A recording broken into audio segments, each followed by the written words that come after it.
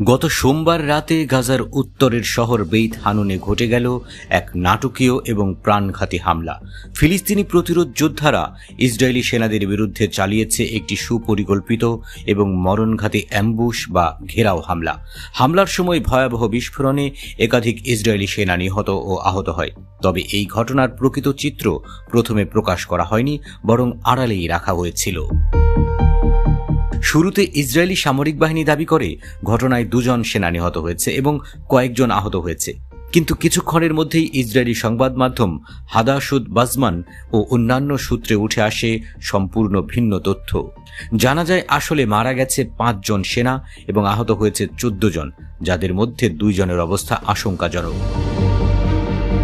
এই বিপরীতমুখী তথ্য সামনে আসতেই শুরু হয় তীব্র সমালোচনা। প্রশ্ন উঠে, ইসরায়েলি সেনাবাহিনী কি ইচ্ছাকৃতভাবে তথ্য গোপন করছে? তাদের মুখপাত্রের বিরুদ্ধে ওঠে গুরুতর অভিযোগ, তিনি কি জাতির মনোবল ধরে রাখতে মানসিক প্রকৌশল চালাচ্ছেন? হাদাসুদ বজমান সরাসরি অভিযোগ তোলে, এই তথ্য গোপনের উদ্দেশ্য হল সাধারণ মানুষকে আসল চিত্র না দেখানো, যেন যুদ্ধের প্রভাব তাদের উপর না পড়ে। তারা আরও উল্লেখ করে, অতীতেও আত্মহত্যার পরিসংখ্যান গোপন করার ইতিহাস রয়েছে ইসরায়েলের। 2018 সালে 1 বছরে 1280 জনের বেশি আত্মহত্যা করলেও সরকার তা অস্বীকার করে এবং সেই থেকেই স্বাস্থ্য মন্ত্রণালয় আসল তথ্য প্রকাশ বন্ধ করে দেয়। সামাজিক যোগাযোগ মাধ্যম, বিশেষ করে হোয়াটসঅ্যাপ ও টেলিগ্রাম না থাকলে সাধারণ ইসরায়েলিরা কি সত্যটা জানতে পারত?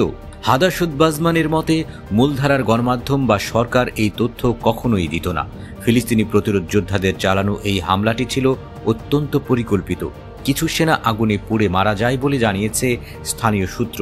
এই হামলা হুবহু মিলে যায় গত 24 জুনের আরেকটি হামলার সঙ্গে, যেখানে 7 জন ইসরায়েলি সেনা নিহত হয়েছিল।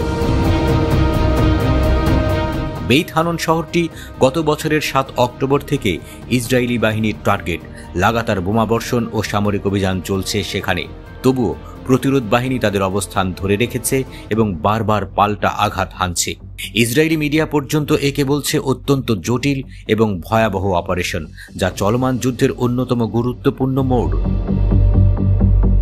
এই ঘটনাগুলো সামনে আসার পর প্রশ্ন উঠেছে, ইসরায়েল কি নিজ জনগণের কাছেই সত্য গোপন করছে? যুদ্ধ কি শুধু ফিলিস্তিনের মাটিতেই হচ্ছে, নাকি তথ্যের ময়দানেও চলছে? বর্তমানে গাজার পরিস্থিতি রক্তক্ষয়ী এবং মানবিক সংকটে ভরা, কিন্তু এই ধরনের তথ্য গোপন এবং জনমত প্রভাবিত করার চেষ্টাগুলো যুদ্ধের নৈতিকতা ও স্বচ্ছতার প্রশ্ন তুলে দিচ্ছে।